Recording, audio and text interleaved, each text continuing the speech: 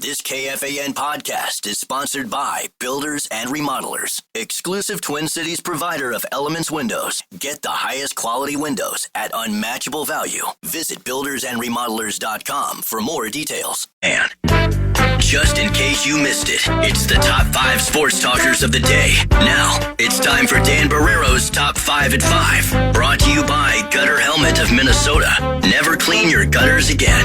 Learn more at gutterhelmetmn.com. I'm learning. Gaardsy, like I said, if you want to spread your wings and you think there's enough for 2 segments, I'm fine extending. Whatever, Let's see what happens. Whatever works. All right. Let's see what happens with how far we get here in the first couple of minutes. There is a little bit of wild news in that we got the puck drop times for the first 4 games of the big series against the Vegas Golden Knights. They will play April 20th. In the business, we call that Sunday. That's this coming Sunday. This coming Sunday. Okay. 9 o'clock Central, p.m. p.m., not a.m. 9 a.m. And p.m. Monday is not a holiday, so you do have to go to work tomorrow on Monday the 21st. Yeah, you're right. It's Easter Sunday. Easter Sunday, but we don't do... You got to be up. Yeah. 9 o'clock. Then game 2 is Tuesday, April 22nd at 10 o'clock p.m. Central Time. 10 o'clock, you said? 10 o'clock, yes. Game 3. Now, is that in the history of Minnesota sports in the playoffs?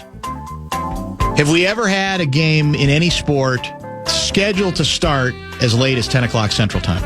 I'm trying to think. In Wolves history, probably not. No. Denver. I mean, 11 We've Eastern. had Lakers games. Yeah. We have played the Lakers several times in the playoffs. Right. I don't know that but I mean, we'd have to look. Maybe not very many. Not very many, I wouldn't think. Yeah. 11 Eastern is extreme. It does feel extreme as much fun as we're having with the whole and do we stop know whining. Why? Is there a specific? Are we the last game of like are they trying to wedge 3 games in that night? Like one at 6, one at 8:30, and one at no, that wouldn't even make sense. That's what I'm trying to figure out. Why the NHL, even from a TV standpoint, felt it necessary to start one that late. They must have a late start of the game in front of it. Is that it? So they've got a 5 o'clock. Boom! There it is. There's your Central answer. Time. New Jersey at Carolina. That's it. A 7:30. Florida at Tampa Bay, and then us. There it is. So we're the third of the triple header that night. Generally, I don't think the NBA has tried to do triple headers that way. On weeknights? On weeknights. I don't think so either. So that's what you could say is a little bit goofy. But if you're trying to do 3 games, you almost have to, and not have them overlap, you almost have to have that kind of a schedule. Game 3 back here at the X. We're not going to call it the X for much longer. We got that news yesterday. Is 8 o'clock on Thursday, draft night, and then game 4 is Saturday afternoon at 3 o'clock. Those are the 4 that we know. Will your guy Zeev get to play in kind of I think a little bit of a surprising development? Mm-hmm. He was skating with the number 1 power play unit today at practice. Russo, who joined in studio, 3 o'clock hour, said that Hines wouldn't tip his hand. That's what he tweeted. Says they wanted to see him in the situation today. They'll know better by Saturday. But as Russo writes, it sure feels this is the way it's trending, that he will be able to play and be available. Russo, in his appearance with you, called him already the 3rd most skilled player on the team. If that's the case, then he probably should have played in our season finale, regular season finale. And you doubted him. And I did doubt him, yeah. But why not, I guess? I actually don't mind it. Get him out there. I mean, part of it is the people in front of him didn't play that well, so you roll the dice. Everybody loves his talent.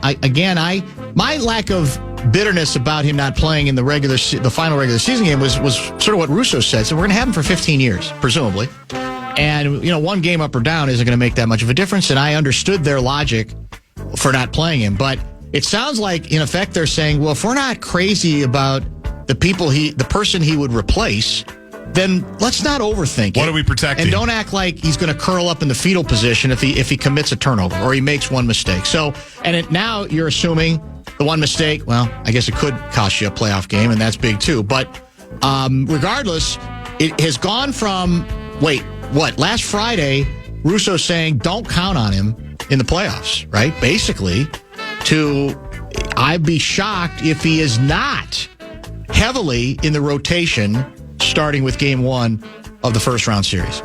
And if you stay up for them, you can hear all of the action right here on the Fan. Now, will there be a fan line after the 10 o'clock game? Don't believe so. Okay. There will be. Max Fuller is doing fan line after the Wolves game on Saturday night. It's back, huh? Yes. Okay. It is back. Speaking of LeBron and shirts off, I've been told tarps off for Max. Probably. And so Max will be doing it. And Parker Fox is in Europe right now, I think, trying to find a place to play. That's a good idea. Or finalizing a place to play, perhaps. But he's going to be back for after, game 2 and beyond whenever we do fan line. So that'll be great. That'll be good. And then hopefully we'll have some fan lines as well. Is he going to give up his NIL money? Parker? Well, yeah. I mean, he's done now. Yeah. I mean, the money he had last year, how much did he get? Do we know? I have an idea. Oh, you do, actually? Yeah, okay. I have an idea. Well, I hope he passes it along. To the next generation? Bequeaths it to the next generation. I think they do, yeah. Okay. The Parker Fox Endowed Scholarship. All right. We can come back and talk Aaron Rodgers and Lee Corso. Big announcement on both sides today. But another opportunity to win some bonus bucks, our national cash contest, thanks to BigDeck.com. Final keyword of the afternoon is Bills. Go to KFAN.com, enter the keyword Bills. Top 5 at 5 continues in a minute. Just in case you missed it, it's the top 5 sports talkers of the day. Now, it's time for Dan Barrero's Top 5 at 5. Brought to you by Gutter Helmet of Minnesota. Never clean your gutters again. Learn more at gutterhelmetmn.com. We extend the top 5 at 5 after our extended conversation with the one and only Sam Mitchell, who made quite an emotional pledge. Did he not? Yeah, that'd be crazy. If you missed it, I said, you owe us a KG interview if indeed his number's retired, he comes back here, all is well again and right with the world. And he pledged that if he's here for that event, and I'm sure he would have to be, that he would convince or work overtime to convince KG to come on this show, and that he would be even willing to come on with him if that would be easier for Garnett. He said he was going to give it his best shot. So, I mean, it may seem like an impossible dream, but it's more possible than it was, because the ownership change in of itself indicates that day, the Garnett Day jersey retirement and maybe statue, maybe Sam knows something about that, I don't know. That's all now more likely. Maybe not the statue, but the rest of it's going to happen. And we didn't know it was going to happen as long as it wasn't going to happen as long as Glenn Taylor was owning this team. And when you think about it, it's going to happen probably next year. It's got to. Because it's overdue as it is. He's been retired now for a while. How about NBA Finals this year? Will they have full control? Because Glenn Taylor's still going to be around. Oh, that's a good point. Yeah, it seems like we have to have the actual transition. Yeah, you're right. Which they'll probably do this summer, I would imagine. Fiscal year stuff, the whole bit. Yeah, it's unfortunate. But we're talking like next year. Yeah. Oh, yeah, there's no reason, but it couldn't be done next year. You're 100% right. How big of a rube am I going to be when that happens? It'll be a big one. I mean, I'll have the rubber bands around my wrists like KG did. I'll have my old KG jersey, which still fits because he bought things big in high school. So now the fact that I look nothing like I did in high school, all my clothes still fit. Marbury jersey still fits when we retire his number. I'll wear my Rado watch. That's how he identified me. He says, "Hey, I like your Rado watch, man." I said, "Yeah." See? So there's all kinds of connections that we have, not to mention basketball ones. Speaking of retirements, a big one in the world of college football was officially announced today. Your guy, who you covered, right? Yeah. Lee Corso. You have a lot of great memories. Battle with him, actually. He was the IU coach. Hard to believe, I know. Will retire from ESPN's College Gameday in August, ending a career with the show that began in 1987. Wow. He turns 90 this August. And we know his role had been smaller and smaller as he got older. He had a stroke in 2009. That's how long ago that particular health issue reared its head. He obviously had some others as he went along, but 90 years old. He's known for his headgear. He's known for Not So Fast, My Friend. We say that all the time. And on August 30th, he'll do one last episode, one last headgear, and it will be an unbelievable tribute. So he started with the show when it was before it became really College Game Day. First one that went on the road was 1993. I believe it was Florida State at Notre Dame. They did it from like the lobby of the basketball arena, and the show never left the road after that. 38 some years. You want some Corso analytics? Why not?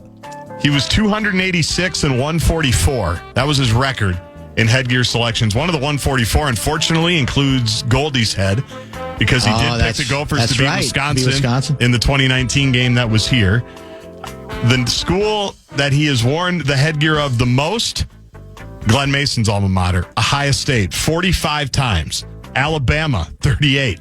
LSU, 25. So, heck of a run. Oh, it's a tremendous run, yeah. And obviously, he didn't have as big a role the last couple of years, but if you're of a certain age, like I am, and grew up loving college football, I mean, this is as big as it gets in college football. It's the classic case of an individual who started as a coach who is known much more so for what he did after he was a coach, right? I mean, he had some good years. He had some good years at Indiana, but he was not a legendary coach, right? He was not iconic, but he ended up being far more famous for what he established and nurtured after the fact. And he became, one of those guys that was just directly connected to, associated with every college football Saturday, right? Heck of a run. And that show obviously continues and continues and continues. I'm sure that they'll plan a lot of big stuff for that show. Aaron Rodgers joined Pat McAfee today in a wide-ranging 45-minute conversation. And among other things, confirmed that he did have conversations with the New York Giants. Said Brian Daboll's a sweetheart of a man. Basically is a beautiful football mind. Loves Mike Tomlin. Worked out with the Pittsburgh Steelers. But still hasn't signed with them. Still has not signed with them. Mentioned that he has got some people in his inner circle that are going through some things.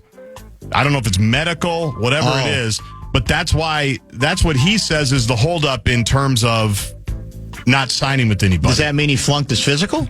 Or he's worried he's going to flunk his physical? It's not him as much as other people in his life. He kept going back to that. I wonder what that means. Saying, I've got some people close to me that are going through some things, and we're working through some things and all of that. Didn't really elaborate, but it came up a couple of different times. So you think it came off as it's likely he is going to sign with Pittsburgh? He is open to anything. He is open. Did he talk about our guy, KOC? They're great friends. They've been great friends since they worked out together in San Diego, and they have talked. He said they talked during the season last year as well. Is that tampering? Well, they always talk, is what he said. They talk. They text and talk more than people know. Clearly. Is what he said. He mentioned that he wanted to do the workout with DK Metcalf kind of in secret, but Metcalf had his own videographer guy there, so he was the one that took those videos. Remember when he worked out with the new Steelers signee? So he's open to pretty much anything, but is not in any rush to make a decision, it sounds like. Aaron Rodgers. Not holding out for crazy amount of money. He said, I'll play for $10 million. I never once said I need a multi-year deal, 30 or 40 million. That's absolute BS. I'll play for 10, whatever. So it was actually pretty good. It was pretty compelling stuff. It was pretty interesting stuff. I know you might want to play a soundbite a little bit later in the show. We might play one particular one later having to do with his coming back to meet with Jets brass and the new head coach. I meant to get to this yesterday. Has anybody explored the validity of this story or talked about it at all? That Green Bay Packers president and CEO Mark Murphy recently spoke about Aaron Rodgers on something called the Tailgate Tour. Oh. Saying, quote, I think somehow, some way, he's going to end up with the Vikings. End quote. Now, I didn't see that. Is he trolling? He could be. Does he think he knows something? It could be both, obviously. But I thought that was rather interesting, that somebody within the division, where he used to play, obviously, would be that, go down that road and be that declarative. Rodgers did say with McAfee that he had, quote, good communication, end quote, which it's KOC. There's no such thing as bad communication or bad dialogue. It's all good dialogue.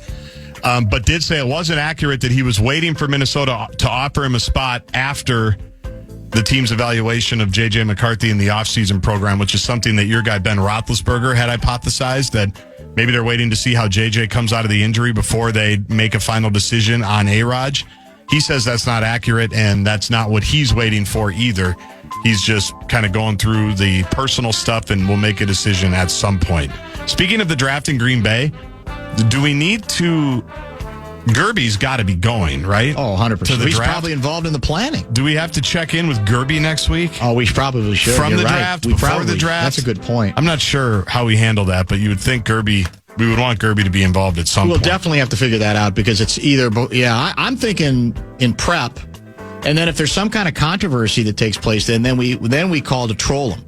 Because there's nothing with PackerFanConnections.com, right? Didn't that site get taken down? Or is he having an event actually, for that? Is it down? I don't know. I thought he hinted late in the season. Well, there were multiple scandals. That's true. And lawsuits. There were multiple scandals, and they had to go to court, so who knows? Yeah, you might be right. I think that's everything I got for you. The Twins don't play today. They're in Atlanta tomorrow. We got the Wild puck times. We knew the Wolves tip times. That's pretty much what we got. All right, let's do this. We'll stay on schedule. And we will at some point play a little Aaron Rodgers sound that I want to get to. We'll cover a couple of other stories, maybe even hit the A section today. Keep the text coming, though. Bradshaw and Brian KFAN text line 64686. Let me know, or let us know, how you're going to prepare for those late night starts. How are you going to condition yourself and your body and your mind to get through it? What are your plans? Are there any tips for the rest of us that you think might help us? Because like I said, I'm likely to fall asleep early, but then I usually get a second wind. So my guess is I'll pick it up some way through the second period, as we like to say in the business. So all of that via the text line 64686. Back in a minute.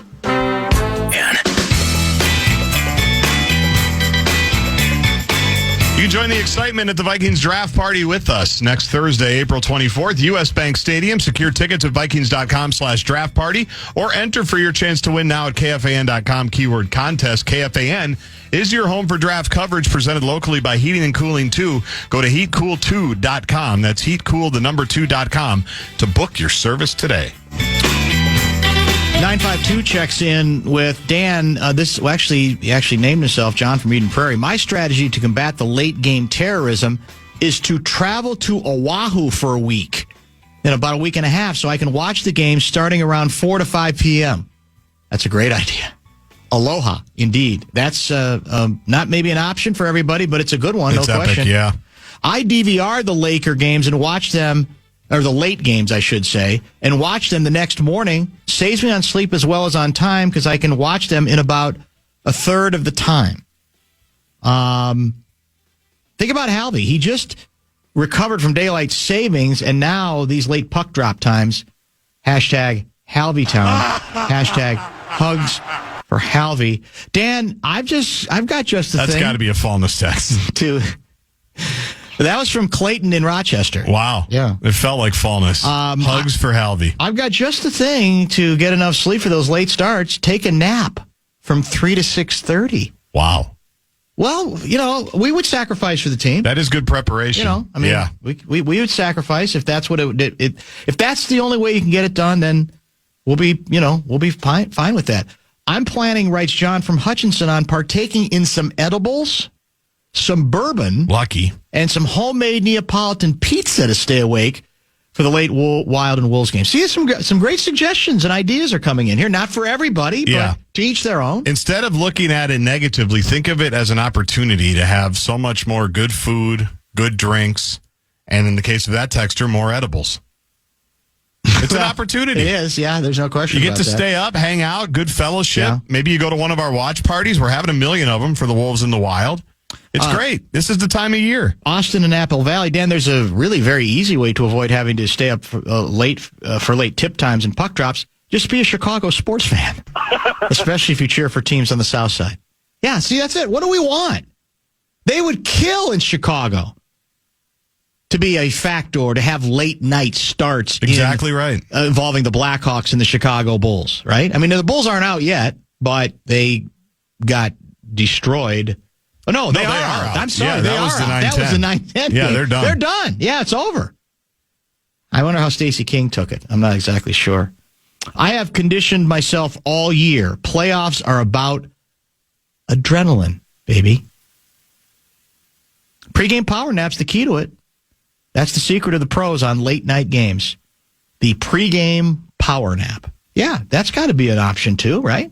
Plan your work your plan. Yeah, it's all quite doable. I think we're just going to be fine. A couple of vodka Red Bulls before puck drop is another suggestion. Yeah. That wouldn't be for me, but just don't be old, and it's easy to stay up. Wow. My plan is to not be old. Yeah, that's sometimes difficult to arrange. And you'd rather, I think, be old than be gone, right? Exactly. I believe. All right. This was an interesting development today. I don't know how many of our listeners are aware of this, but yesterday the Department of Justice had filed an emergency motion for what they call in the business a stay pending appeal of the district judge's revised order directing the Trump administration to, quote, take all available steps to facilitate the return of Abrego Garcia to the United States as soon as possible. We discussed this extensively, this case and its ramifications with Kessler yesterday. Well, here's the update since then.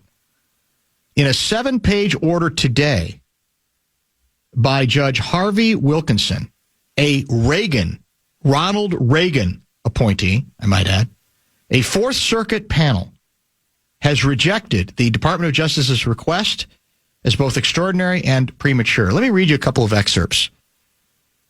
The government is asserting a right to stash away residents of this country in foreign prisons without the semblance of due process that is the foundation of our constitutional order. Further, it claims in essence that because it has rid itself of custody, that there's nothing that can be done.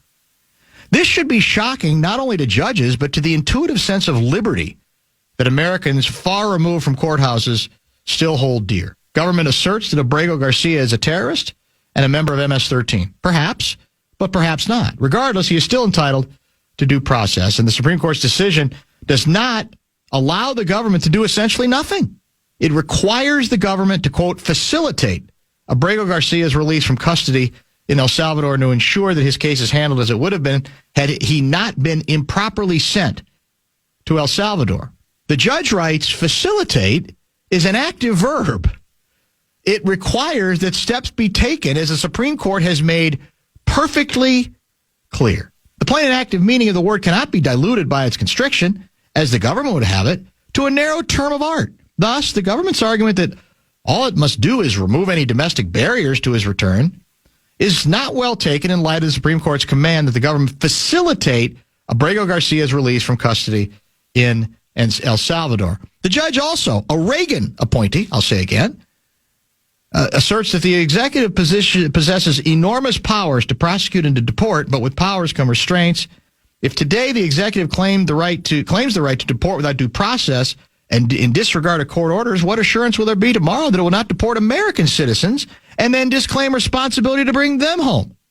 And what assurance shall there be that the executive will not train its broad discretionary powers upon its political enemies? The threat, even if not the actuality, would always be present, and the executive's obligation to take care that the laws be faithfully executed would lose its meaning. That's a brilliantly crafted. This is from a judge denying the I guess you could say the latest DOJ emergency motion.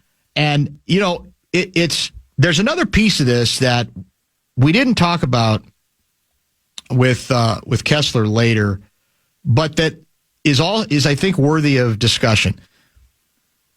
There's, I think, the legal side of this and the moral side of it, but then there's also the political side, because there are some on the left who are very bothered by this case, but are starting to believe it's a political loser, potentially for the Democrats, if they pound away on it and only it. Example is Chris Cillizza, or I never know how to pronounce his name. I think it's either Cillizza or Cillizza. He used to be, I think, Washington Post guy, CNN guy. He's now sort of Substack independent guy. And I'm going to read you a couple things he had to say, and I want to get your view on this, Gaardsy, as well.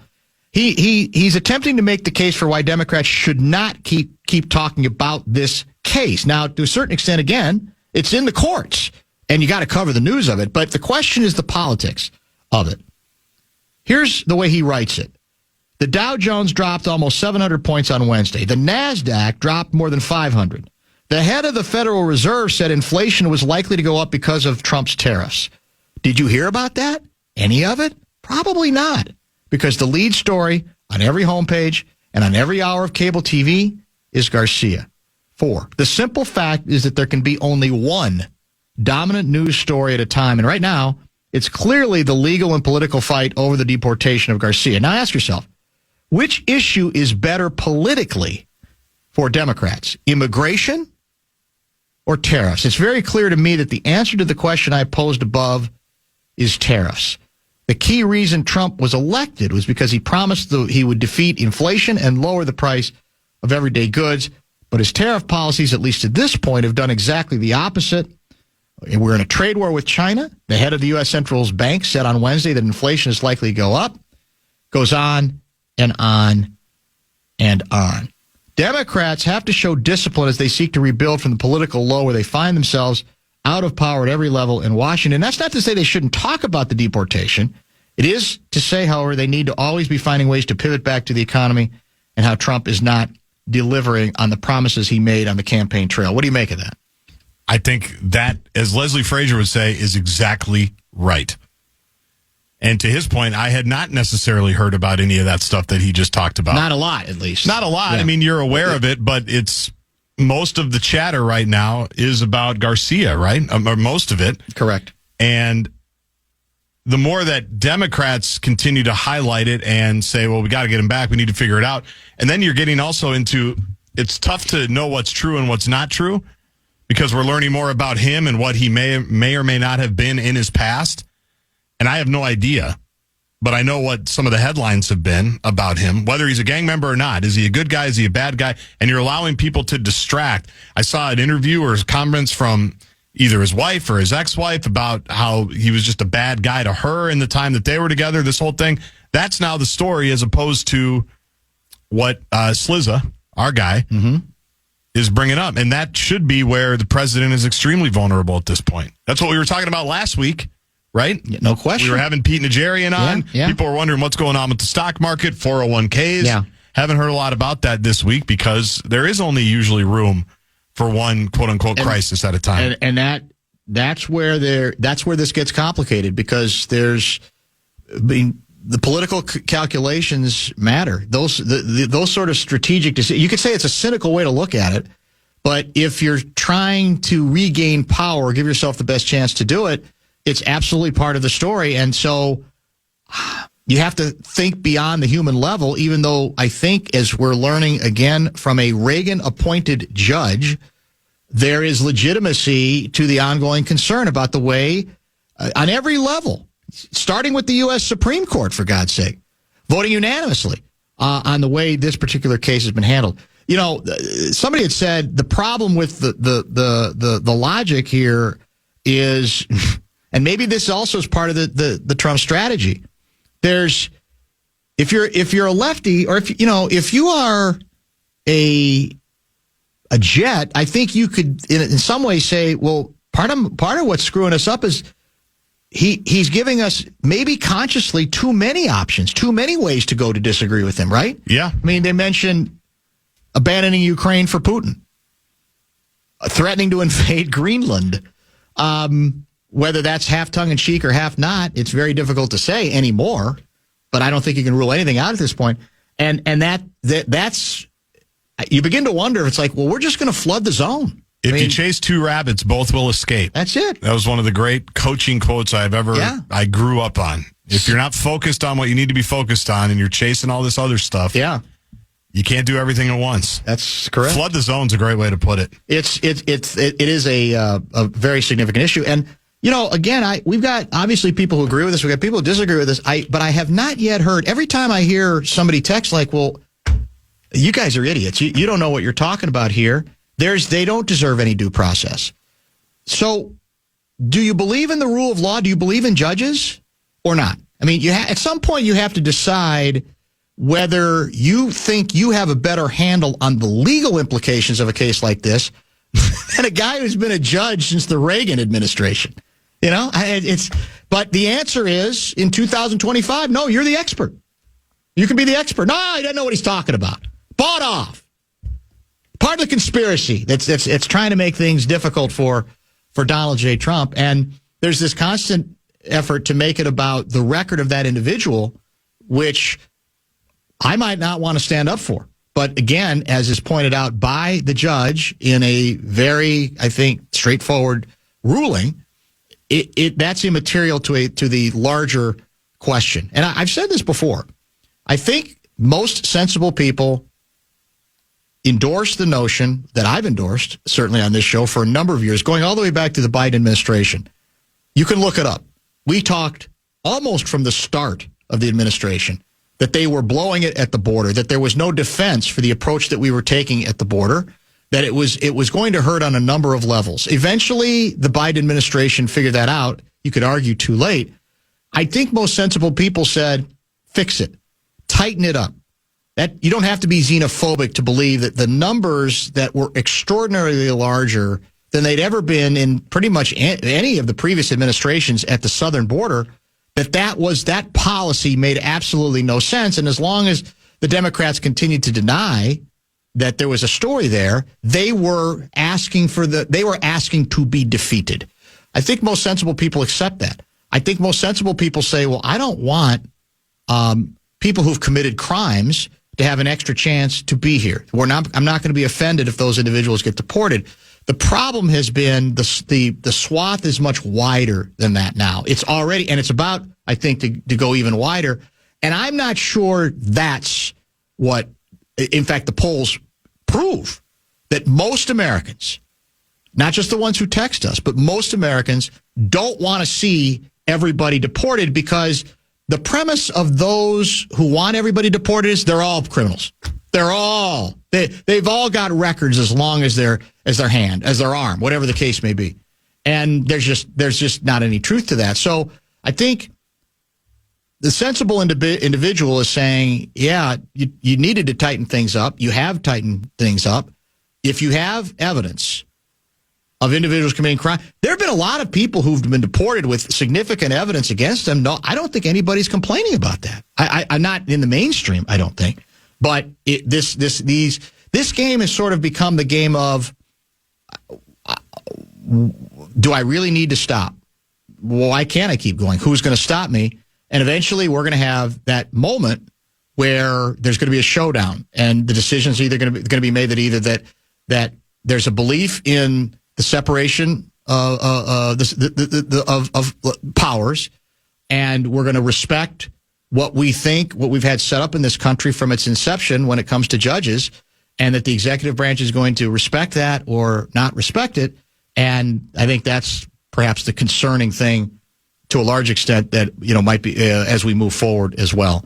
64686, that is the Bradshaw and Bryant KFAN text line. I mean, to a certain extent, this is a little, if you go back to who was Clinton's guy, his political handler, Carville, James Carville, who all along has basically said just that what Democrats should do is just let them implode, right?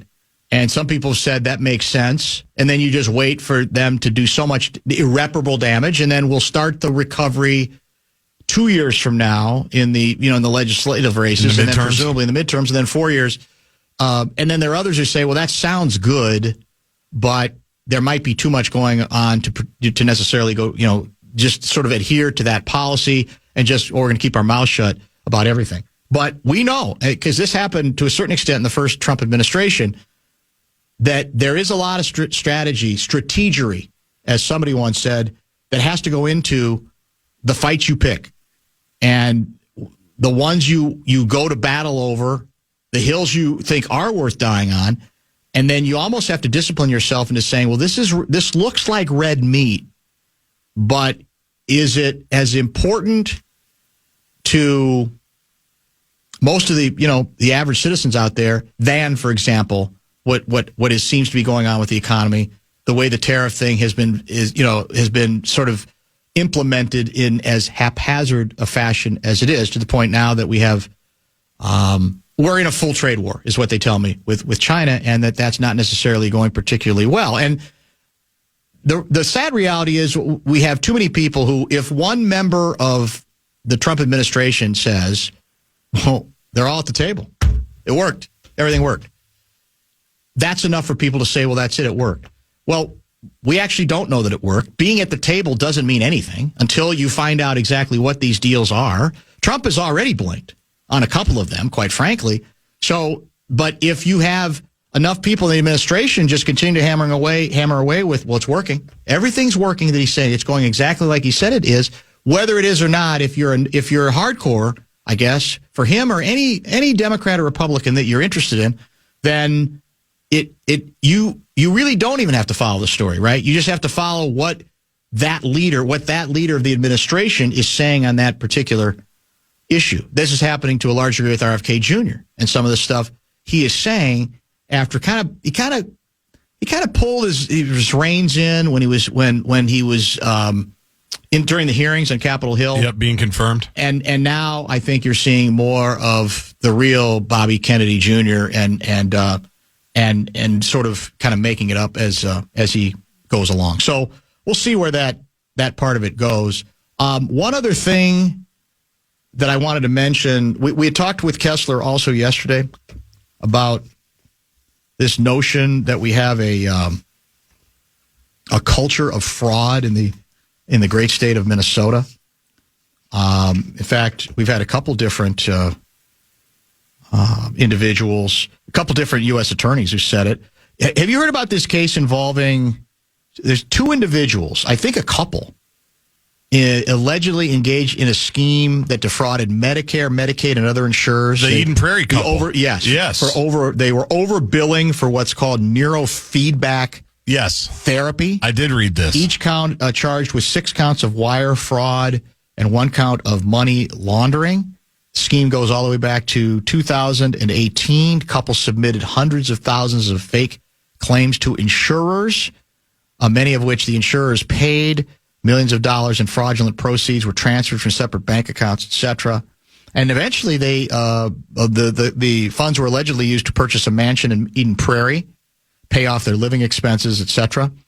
We've heard this before, as it pertains to the Feeding Our Future case, by the U.S. attorney who was actively and very successfully pursued it. This is from acting U.S. Attorney Lisa D. Kirkpatrick on this case involving Langford and Brown. Minnesota has a fraud problem.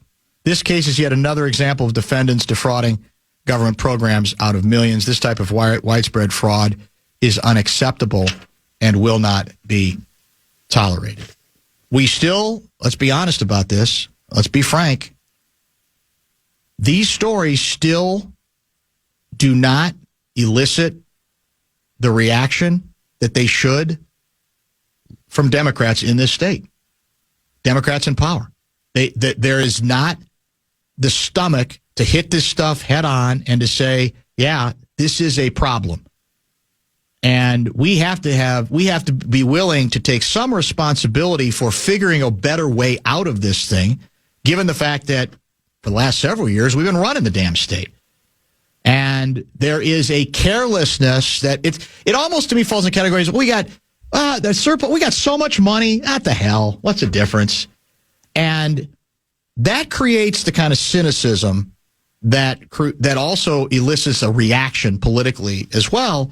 And I'm not sitting here and saying there's any given Democrat that's responsible for this particular. The people responsible are those who did it.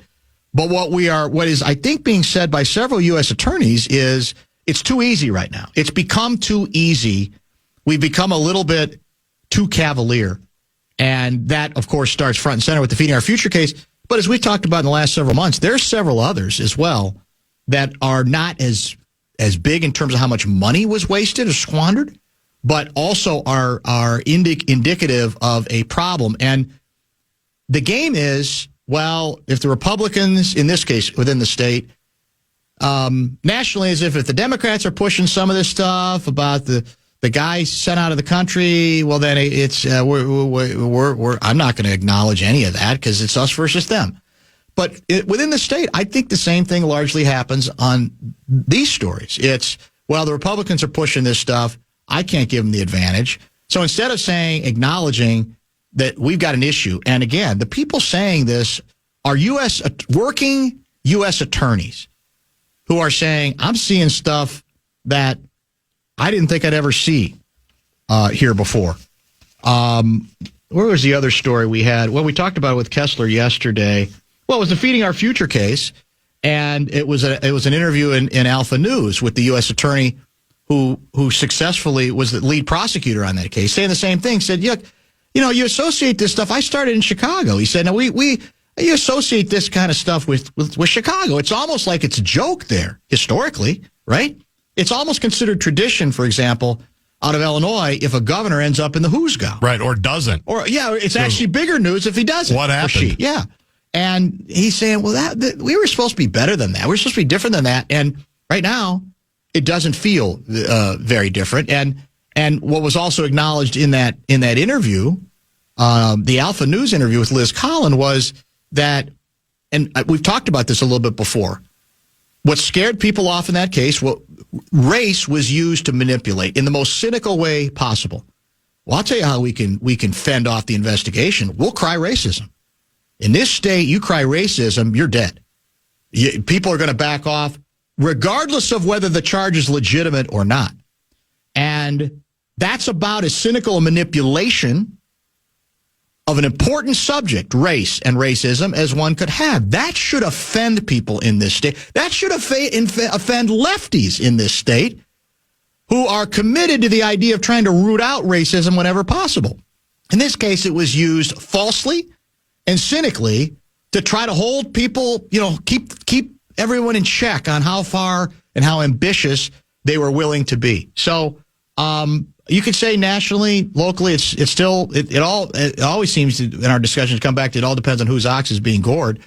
But these are both stories, I think, nationally worth discussing and even locally as well. And I would love, and maybe I've missed it, because I think the governor has said a couple, we got to, we're going to have a new, aren't we naming a commissioner of fraud, or we're naming somebody to, but it sort of comes off as, well, I got to say something.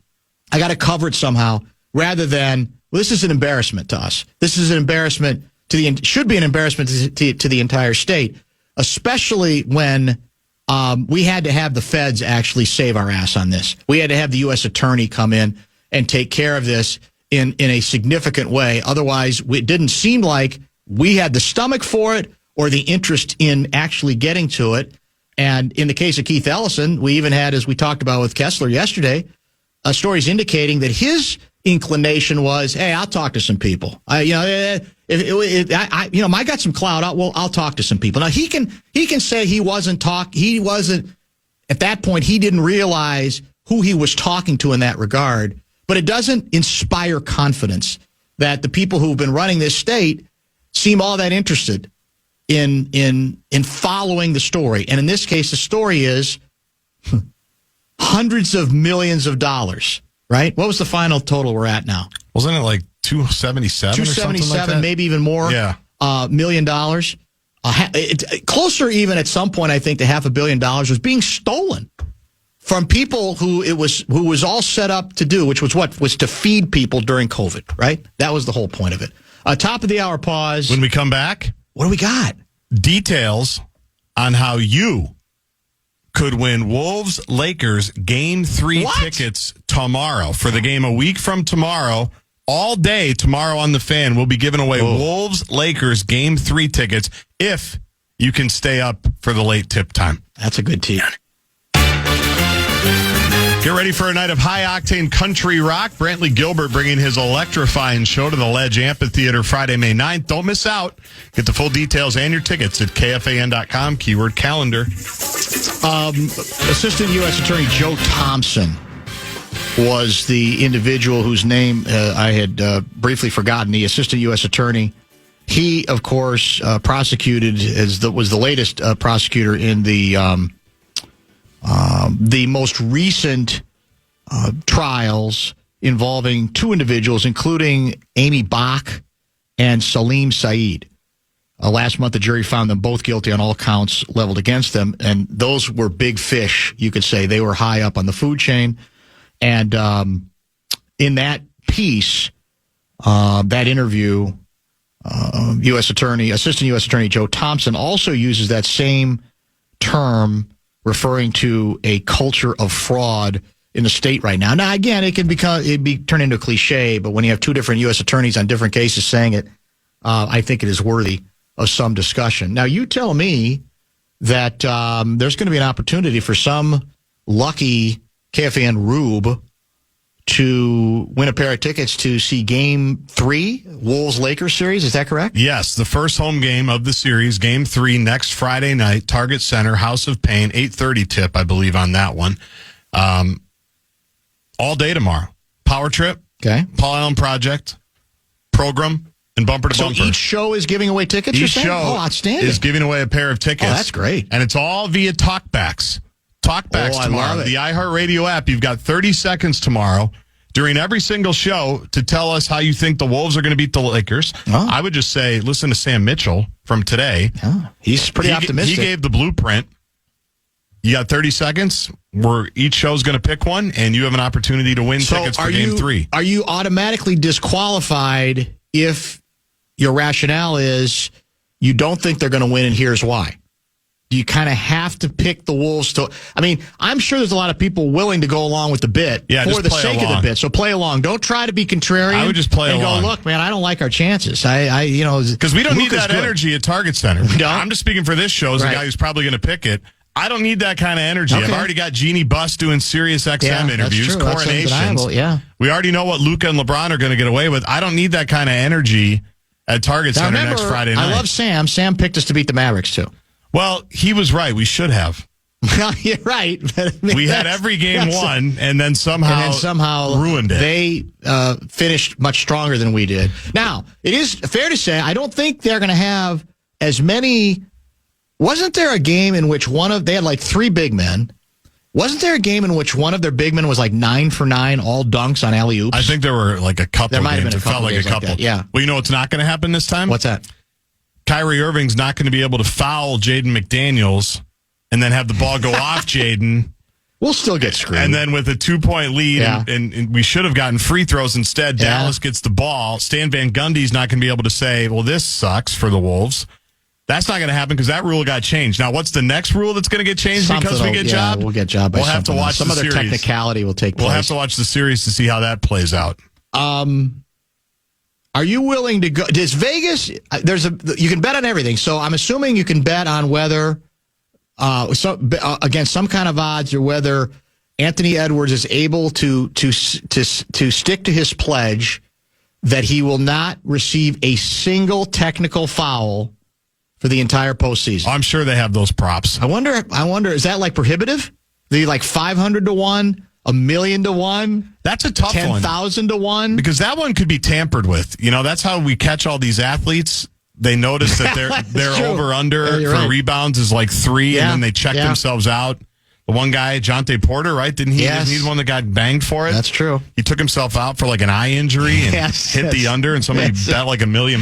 Yeah. That's one that could be tampered with. But I don't know.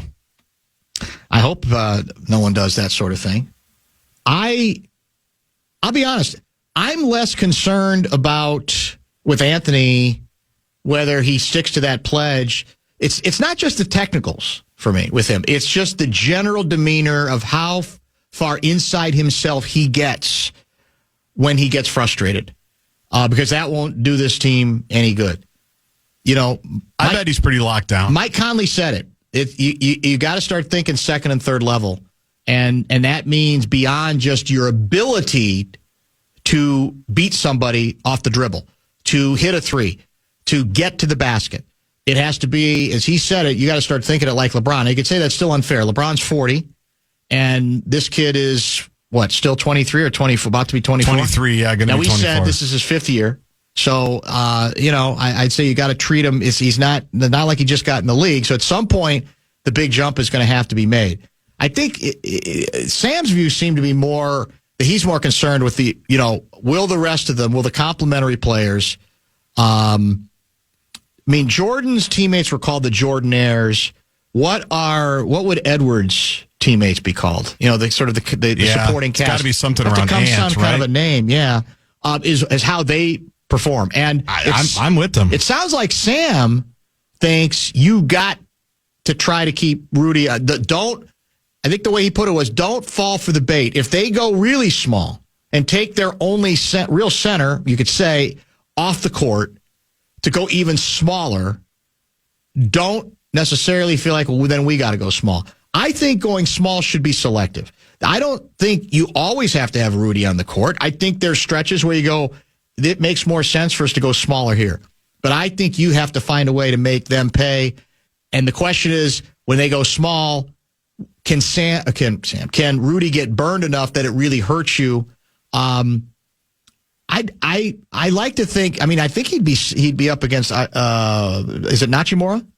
Hachimura. Rui. How do you pronounce it? Yeah, yep. I think and he does hit outside shots, but I still don't view him as a guy that you'd say, well, no, we got to take Rudy off the court. I think you got to find a way to make sure Rudy is part of the solution. And given how well integrated he has seemed offensively, especially, I read the numbers with Sam. I think that to me has to be.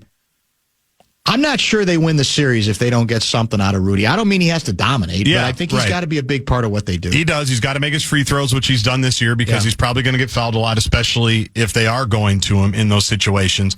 Sam's always music to our ears on a lot of different things. Yes. But I don't worry about Anthony as much with the refs or just the overall production. It's the first round of the playoffs. He's going to be locked in. He's going to be fresh. I think we all know, he even mentioned it. He ran out of gas last year against Dallas, which also is a little strange. You'd like to think that he could power through, a couple of more rounds, but he couldn't. I worry about the other guys as well. I worry about Naz getting all sideways mentally. I worry about Jaden getting sideways mentally when he gets a couple of fouls called on them that he doesn't think are fouls. Because when those guys are going, especially Jaden, if Jaden's getting you 20, we've said this for 2 years, when he's locked in offensively, this team is essentially unbeatable. Because he's always going to get the shots. He's going to get shots the whole series. Jaden is. Whether it's the corner three or whether it's the drives. If he's turning it over, they're cooked. If he's not locked in defensively because he got fouled, they're cooked. Naz Reid, same thing. He gets a little sideways. He puts his arms up like this. He starts getting all mad that he's not getting this call. He's not getting that call. I worry about the other guys mentally and obviously production-wise. Yeah, right. I think we're going to get a good version of Anthony. But he needs other people, LeBron and Luka. He needs the ant colony.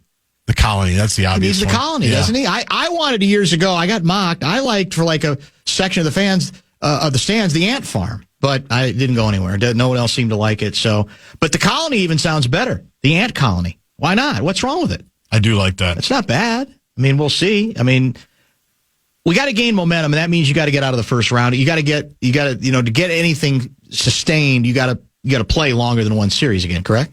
I think that's a very big part of it. And if you beat the Lakers, you'll be a boulder rolling down the hill, momentum-wise.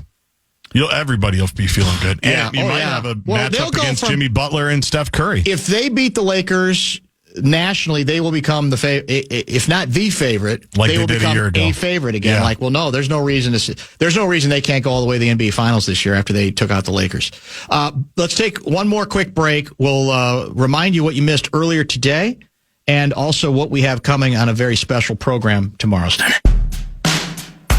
Show Wrap presented by American Pressure, commercial-grade pressure washer since 1975. It's the Bumper to Bumper Show Wrap.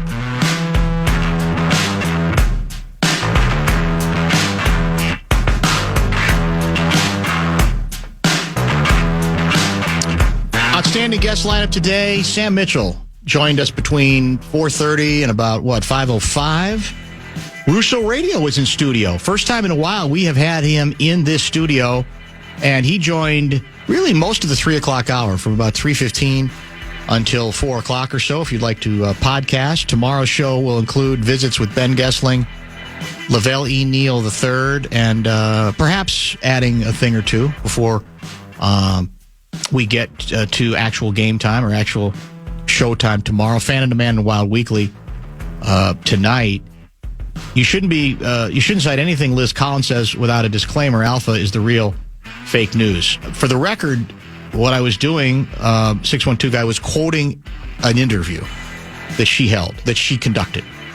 That's not her taking a stand. That's her asking questions of the prosecuting attorney, the U.S. attorney who prosecuted successfully the latest Feeding Our Future case. So precision in our world is important. So try to be precise. I wasn't quoting her. I was quoting what he said in an interview with her. And that's sort of where we get ourselves in trouble. That Twisted. And it's like, well, I can't even consider it. Well, no, it's an interview. It's a Q&A.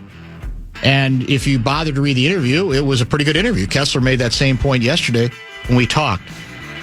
So that would be, I guess, my answer to that. Another texter, this is 763, great show. I know you can't cover every action by Trump, but he is also pulling visas from international students with simple misdemeanors. Where's due process? Disgusting that university students have to be worried about being sent home for no reason. This will result in international students scared to come back. Disgusting, but Trump puppets do not care. It's to me, this is all under the classification of, again, overcorrection. That I will say the sensible middle are scratching their heads with this and saying, why? What does this, how does this not do anything but defeat the larger, I think, more persuasive point when you're going down this road? And there have been a number of cases in which we are, and I think it's likely that this is just the beginning. I really do. I think there's a lot of test cases out there. There's a lot of test balloons. I think ultimately the systems are going to get overwhelmed. But he's not wrong. Texter guy or gal is not wrong about a number of cases that have been reported upon and have been pretty much confirmed regarding some of these international visas, which I don't exactly know what, like I said, what that accomplishes. What are we afraid of there? There's stuff that I think there's a reason maybe to be a little frightened of, but this is what we're scared of. It's just such a waste of time. There are other, I think, more important things to do. But that's just me. I gave you the lineup. We were talking about adding somebody in the 3 tomorrow or not? Maybe Mike Trudell. Oh, Trudell, that's right. You I'm said hopeful. We're working on that. Yep. He, of course, is Orono's own and is the Lakers reporter. And, well, he also does studio stuff now, too, right? He pretty much does everything. He does everything. For the Lakers network. Maybe we can find out if he helped to facilitate or had anything to do with the Jeannie Buss 3-hour interview, quote unquote, love session. I mean, basically turning over the NBA network, radio network, to the Lakers before they even participate in a first-round series. Nothing feeds the paranoia of the conspiracy theorists more than stuff like that, right? Because one thing is to have her on as a guest, right? Yeah. It was her show, basically. You said for 3 hours. I thought it was supposed to be just an hour, but it sounds like it was 3. The tweet said it must have 3 gone so hours well on the app. But we challenged Sam Mitchell, who's on SiriusXM on the weekends, to say, get your people getting A-Rod. A-Rod maybe will say, hey, I'll come on. I mean, maybe not get equal time, but at least get some time. Or is A-Rod's reluctant still until they officially become owners? No, I bet he probably would. I don't think A-Rod's reluctant on anything, is he? Between the late tip times, the lack of sleep, Luka getting every call, Ant getting none, I don't think I'm going to get out of the first round. You're setting yourself up for like a sweep. Are you going to be surprised if we win a game? It's not even that so much. As even if we win a couple of games, I'm not sure I'm going to be able to handle all of that stuff that I just talked about. Doesn't sound like you're not going into this with a very good attitude. I need to change my culture is what Flip would tell me. Well, a little bit, yeah. I mean, Edwards, didn't I see the stat again the other day that in terms of drives to the basket, the percentage of times Edwards goes to the free throw line is like second or third in the NBA? For now. That was regular season. That's the regular season. That's now it's postseason. Not against Jeannie Buss's Lakers. So when you're saying whenever we touch Luka, we're going to fall for that stupid head fake, and he's going to flail all over the place. He's a good player. He's great. You're bitter because we don't have him. I'm bitter because we don't have him. I'm bitter because our GM won't wear a nice jacket. I'm bitter about all of it. Yeah. I need to go get some rest. I think you do, especially maybe a nap before the first late night game. Thanks for watching. Thanks for listening. We'll talk to you tomorrow at 3.